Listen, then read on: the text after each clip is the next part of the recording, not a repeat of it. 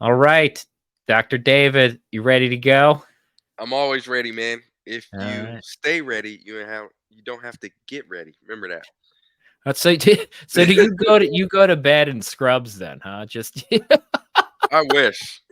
I wish. Man, scrubs are so freaking comfortable. Problem is I sit in them too long, and there Kim would never Mm-mm. let me touch the bed with scrubs on No, ever. I I wouldn't either. It's gross. So you got to still get up in the morning and get ready. Exactly, man. Unfortunately, but if the Well, waffles are always in the ooh, like waffle waffles. batters like ready, you just drop it in. You're good, Yeah. right? So I mean, those there's pros and cons to that concept. Yeah. Well, I like the show. I don't know if you watched much of it, but How I Met Your Mother. Did you watch that one? Yeah, I loved it. I Yeah. loved it. Well, it's Although like the ending kind of, yeah, they sort of screwed don't the pooch on the ending. don't be giving away, endings of shows on here. Somebody might not have watched it yet, okay? Anyways, but Barney always slept in his suit, Yep, like he was always ready. So if somebody showed up middle of the night, he's got the suit on. perfect. Barney was awesome, man. Yeah, always So ready. now here, it's funny you bring up Barney, right? Because in that show, he was a businessman, right? Mhm. And did he work? He didn't work in marketing, I don't think. Um, but he was always good at networking. Mhm. He was amazing at it. In fact.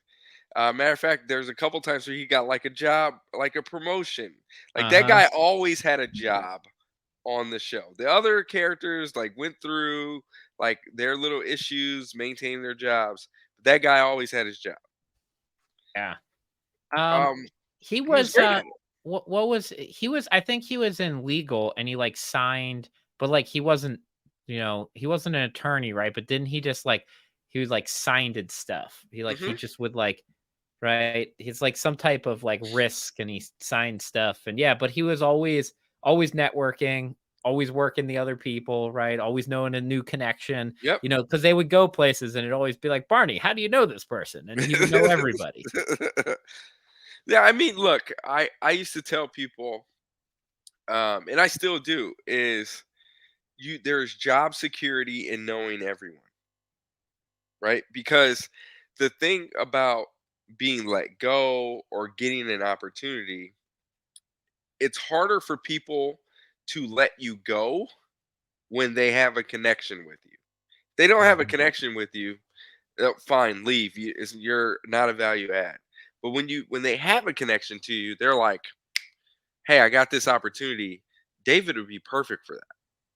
Hey, I have this opportunity. I wonder what David thinks." And so like being top of mind is very important. And that's all networking is, right? It's just being present and being willing to just put yourself out there. Yeah, and you brought it up too, though. Some point in there, it is building a relationship. It's not just knowing who somebody is, though, too, right? Like you have to develop a little bit further past that. I mean, there are people out there that say they know everybody, but they don't come up to mind on those people, right? They haven't built a connection. They don't know who they are and what they do. They just connect with people on social or say hi and know of a person. And there is a deeper step on networking, right? That you actually, you want to find a connection and, some cases very light relationship. To your point, it's just being top of mind. In other cases, you're going to build a much deeper networking connection. And share things personally or professionally with somebody, and that'll create that. When I think about something like waffles, it's going to come up with that you're on top of my mind, right? Even though the fact, like, I don't even know if you make good waffles. Like, your waffles could be the worst waffles in the Whoa. world, man. Like, they could be terrible. Like, I don't know. I mean, you're like, you know, who knows? But you're still gonna come to mind every time I think about waffles. Yeah, you think if it's waffles, no pancakes, no minivans, right? Like oatmeal raisin cookies are the best. Or if you even think about chocolate chips, you're going to think about me, right? But Yeah. those are things that provide levity and a connection with other people, right? Mhm. Like perfect example. I went to a dinner a couple days ago in New York, and there were people who were like, "Aren't you that guy from Twitter?" And I go, "Well, first off, hopefully, which guy are you talking about?" And then two, people said, you hate pancakes, don't you? Right? But that provides like my way to talk to people. That Mhm. provides a joke, right? Because even though I've been through a situation where it's hard when you're the outsider coming in. And a lot of our kids and the folks that we really want to, I shouldn't call them kids, my bad, folks. These young professionals who are graduating from college or trying to enter the financial services field, they might be outsiders. They might not know anyone. So, how do they get their foot in the door? Well, part of that is just forming a connection. The thing that we forget as people is that we are human, right? Like, I don't care if you're the president of the United States, you still got to go home and take out the Mhm. trash, right? Well, maybe not the president, but Yeah. the president of the company, his wife or her husband or their spouse may tell them, "Hey, you got to go do the dishes," right? Yeah. I mean, we all have things that we can connect through. I mean, me and you formed a connection based upon like just simple, hey, you went to Davidson. Man, that's pretty cool. Steph Curry played basketball, came after me as a mid-major. Or hey, you swam, you're from Baltimore. Hey, I went to the Naval Academy. Mhm. I know like we have commonality. And that's all networking is finding commonality. You don't want to network with someone who you don't actually want to ever talk to because that defeats the purpose of networking with them. Yeah, I went to a dinner. It was like a dinner etiquette thing one time, and she actually did a great job. Like overall, it was wonderful. It was fun. I think it bonded people together. But at one point, she was like, at a business dinner, like don't ask personal questions and share personal things. And I remember being like, that's like the total opposite of anything that's ever worked for me. It's like I'm gonna talk about my kids and my dog and like the last trip I went on and how much I like mayo and ketchup, right? Like those are my 2 things. And people are like, they know I like mayonnaise and ketchup a lot. And I get the same thing. I'm not as big of a social influencer as you are. So, I go to New York events, they don't ask me about my eating habits as much as you do, but that's okay. I know you love that title, Oh Dr. man. David, social Oh media my god. influencer. It's So wonderful. so bad. But I mean that's like terrible advice. Let's just be honest, right? Because on no one really remembers people unless there's an anchor, a Hmm. story that allows them to be emotionally tied to them, right? I sat next to two people at the dinner and I can tell you each of their stories because they resonated with me. Hmm. We talked about personal stuff, right? We talked about, hey, why did you join the field? How'd you get here today? How do you know these folks? But like they shared their personal stories with me, and now I'm anchored to that. It also makes them want to help you more. Yeah. If you can make an advocate out of the person that you're networking with, that's a powerful thing. Like truly turn them into an advocate for who you need to be. Yeah, turn them into a raving fan. I love that one. And but it's also just how our brains are wired. Like our brains are wired to remember stories, not facts. So like if somebody asks you a question, the fact about yourself and you say it back.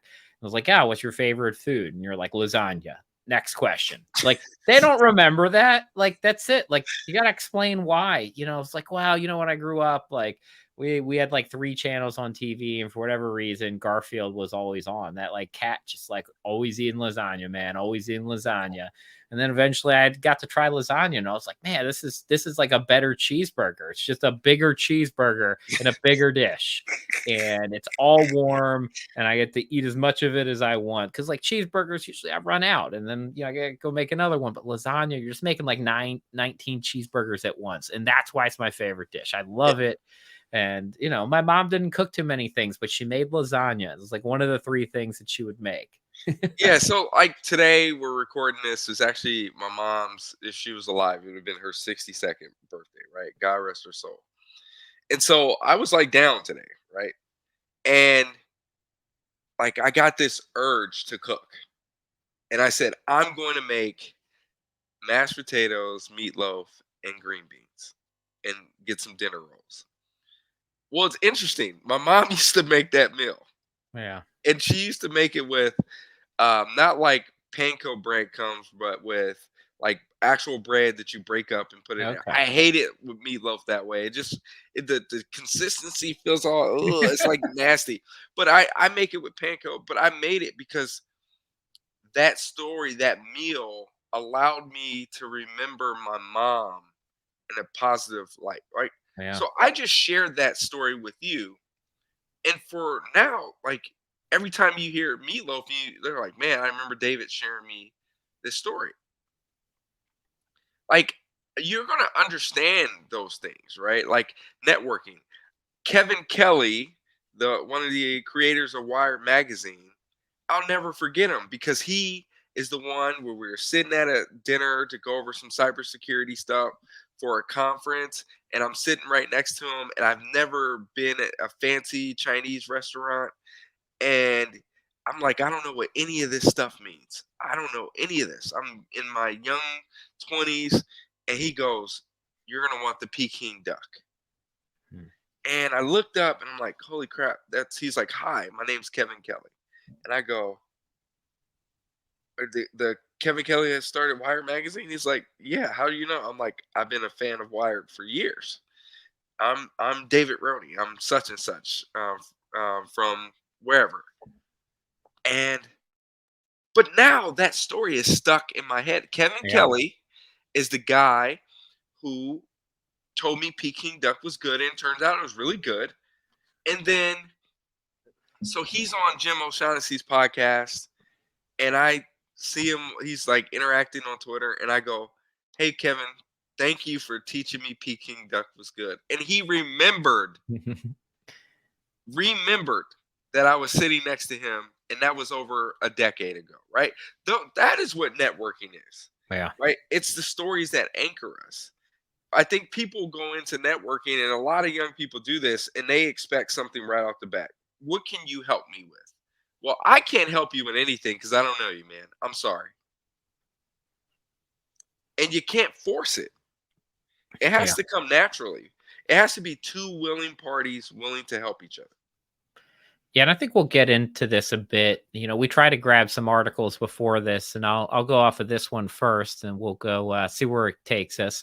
There was a Harvard Business Review one called "A Beginner's Guide to Networking," and I actually love one of the first tips that's got in there, and I actually see this as a very useful thing once you, depending on what kind of what career you go into. It actually might be something you do like after getting a job too, and they kind of talk about dormant networking, and I thought that was a really interesting kind of piece in there. And that's the what are some of the connections you just haven't reached out to people in a couple years, and maybe you knew them from high school, maybe it was your college professors, maybe it's your friend's parents that run a business, but it's been a couple years. And I've actually found that when I've switched jobs, it's given me an opportunity to either check in on people or say hey, or for them to reach out and kind of, reopen up some of those long-term connections that you might have and kind of re-network some of those. And I think that can be a really interesting thing is think about people that are maybe one or two steps removed that you haven't talked to in a while, but you do have a little bit of a connection with. And one of the things you brought up too is if somebody comes up to you and it's just like, hey, I want to network with you, that's not a very successful approach. You've actually got to, show some value. There's an exercise that I have people do every once in a while, and it works pretty well, which is, I have people write down 10 names of the most successful people they think they could get a meeting with, right? Just write it down. My And top then, is Jamie Hopkins. huh? My top is Jamie Hopkins. No, see, it's not true. You can push yourself to be further than that, right? But it's like, hey, who's the 10 people that would be the most impressive people you could get a meeting with? And that's just step one. And I always challenge people because I remember Julie Raggets, who does a lot with FinServe here, has helped us for years on it. And was part of the advisory board before she joined to kind of help out for a bit too. I did this with her once, and she put me on the list, and she didn't put Ron on the list. And I remember asking her, like, Ron Carson, and I was like, well, could you get a meeting with Ron? And she's like, well, I guess so, like through you. And I was like, okay, so then you need to put Ron on your list, right? Like, because you could get a meeting with Ron, but you kind of stopped one step too short. And it was a little bit of that challenge, like go back and redo the list because you kind of stop to like your first level of connection, but not who they might be able to help you get there. And then the second part, once I tell everybody, once they bring me the list and I say, okay, now there's a second part and a third part. The second part is you write down something that you could do for them.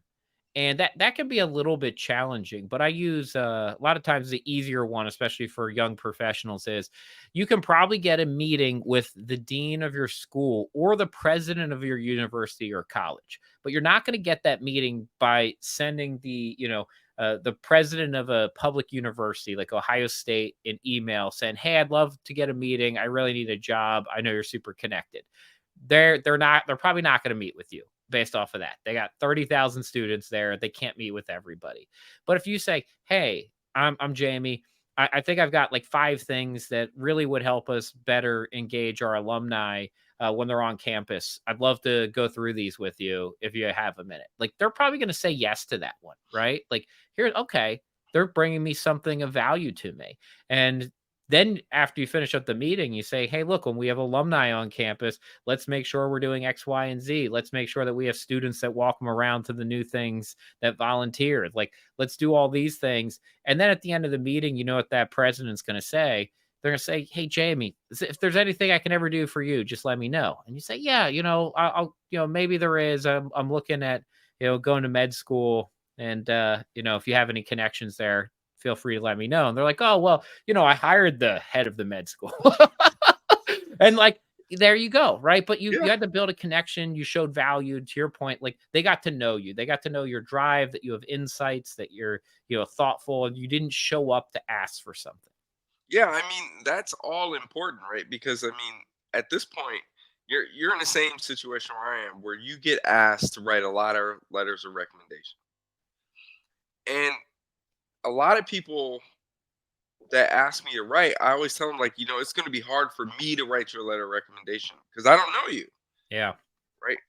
I understand that you think that I'm in a position to help you, but I can only advocate for the people that I know, right? Because every time I advocate for someone, I'm putting my reputation on the line. And that's a really important point in networking. The people who are you're truly networking with are people who are going to be willing to put their own reputations on the line to make a phone call for you because you're utilizing their connection. If you do something bad, it might burn a relationship for them. So it's Yeah. a high risk, high reward thing. And so you need to lower that risk by making sure that you're providing some value. And I let me caveat this there because I've heard of this happening.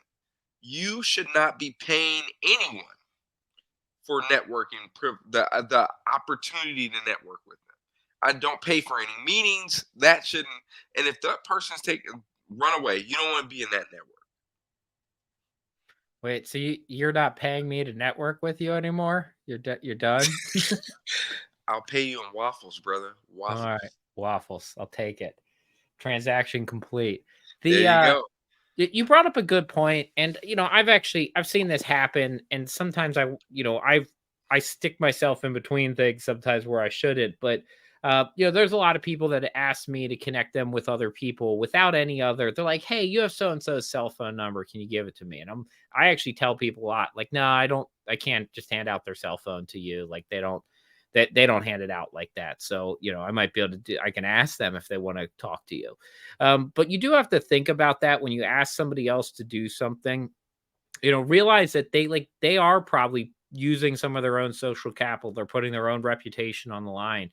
And sometimes if they say no, it's not because they don't, they're a bad person and they don't care.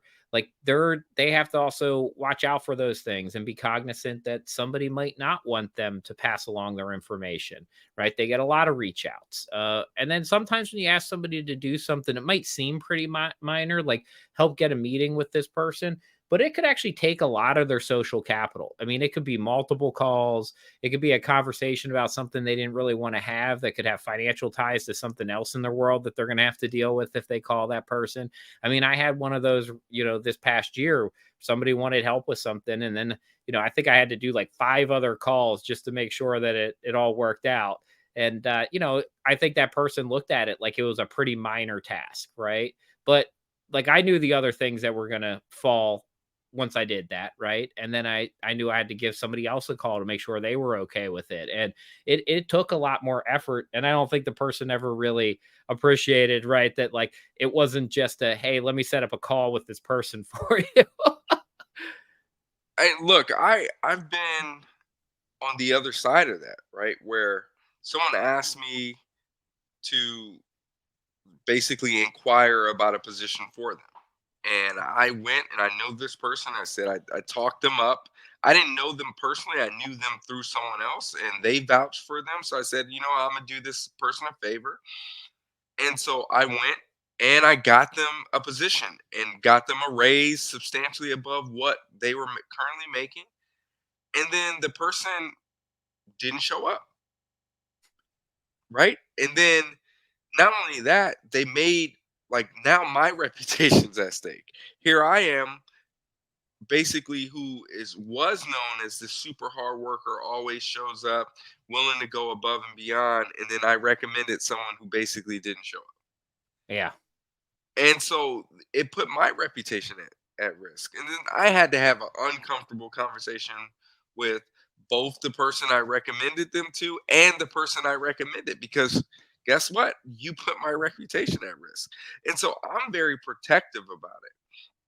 But understanding networking shouldn't be a cheesy thing, man. I watch people, and I think we've all been in places where, like, I remember recently I was at a conference and I was just sitting there, like, just talking to people, and this guy comes up to me and goes, "So, give me your 5 best ideas for the next year."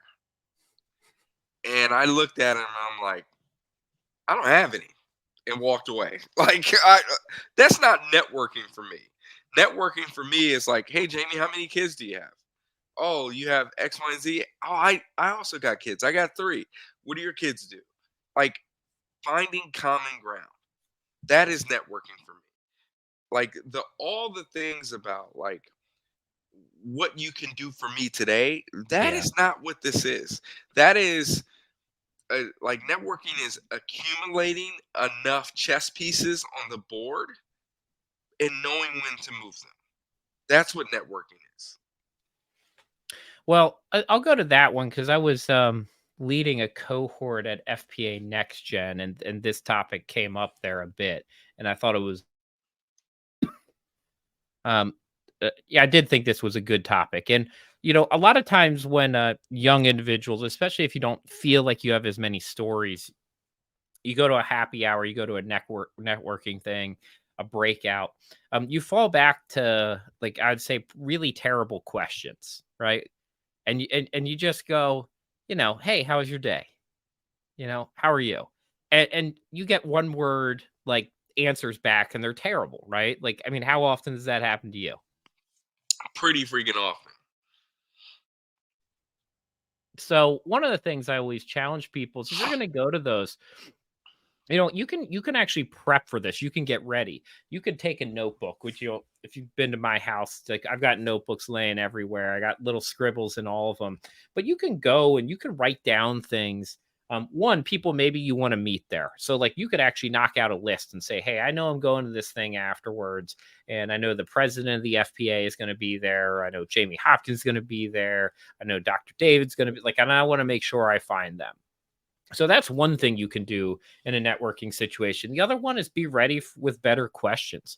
And I mean, it doesn't have to be something unique to every person, but just ask better questions. I mean, the one that was asked of you, give me your 5 best ideas for next year is a terrible one too. But like you can ask somebody at a conference, like, what was the best session today? Like, why? You can ask somebody how they got into this profession. How far did just think about different questions that might come out. And just ask better questions. Be kind of proactive on, well, if I ask this question, do they have to tell me a little bit of a story besides, how are you doing? Hey, I'm fine. Like, how are Well, you? I, Like, I'm going to add to that and just be interested in the person you're talking to. Be interested in their story, right? Like, let's go back to how me and you really became really good friends, right? Like, we were talking, and you're like, "Hey, I'm originally from Baltimore, and I used to swim, and I used to swim on a team with Michael Phelps." I'm like, "Oh, that's pretty freaking cool, man!" Like, he used to train at the Naval Academy. I remember him being in a pool like a couple lanes down from me when I go swim in the morning. And so, like, that sort of provides that opening thread, and then you sort of just explore that. Well, hey, it turns out Jamie's actually a basketball fan, and he likes Steph Curry because he went to Davidson. And I'm like, man, that's pretty freaking cool. I remember Steph. I played college basketball, and I Yeah. remember what it's like to be in a game. You're like, oh well, I was a college swimmer. I remember all the practices, and I'm like, man, yeah, I don't know how you did that, but understanding, be interested in people's stories. I don't network with anyone that I don't know their story, right? If I just, the hardest people to remember are people, and I hate it, man. I got to get rid of. When I was a younger, I used to go out. I thought I was a fancy college basketball player, and I would quote unquote pick up chicks, right? And I just have all these numbers in my phone, and it would be one like name, no last name, just a first name, if that was the even correct name, if it was the correct number, right? Because there's a possibility.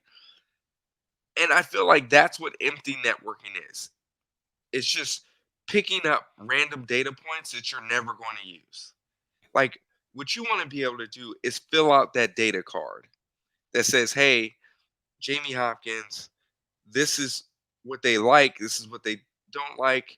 Like, I remember at Excel a couple years ago, there was a great session that talked about like a framework to really engage your customer and really understand what like go through. And I do it with my patients. I naturally did it, but then saw that there's a framework.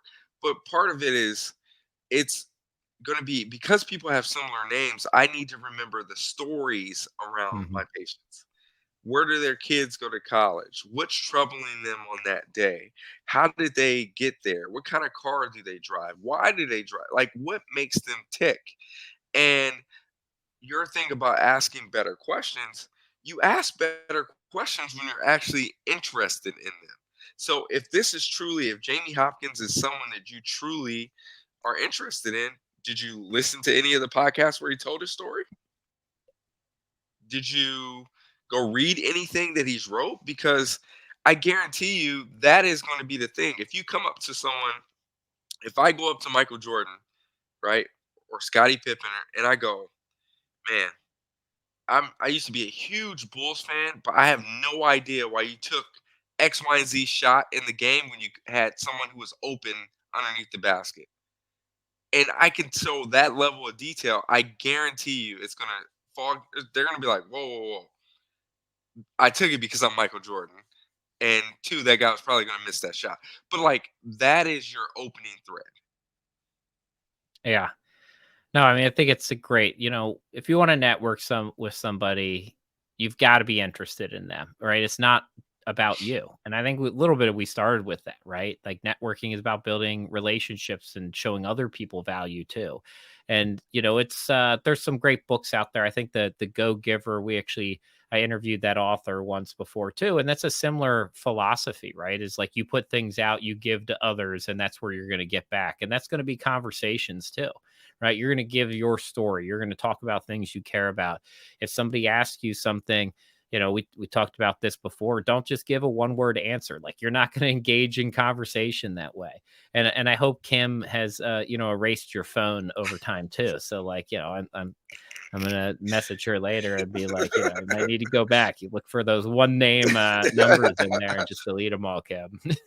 Yeah, it's funny, like you and it's gonna take people to a long time to understand this, but you are the product of the network that you build, right? And so we talk about, and I'm huge into financial literacy, as you know, I'm huge into financial independence and generational wealth, things of that such. But that saying that your network is your net worth is extremely important. If you hang around and the only people you network with don't know anything other than entry level success, guess where you're going to land?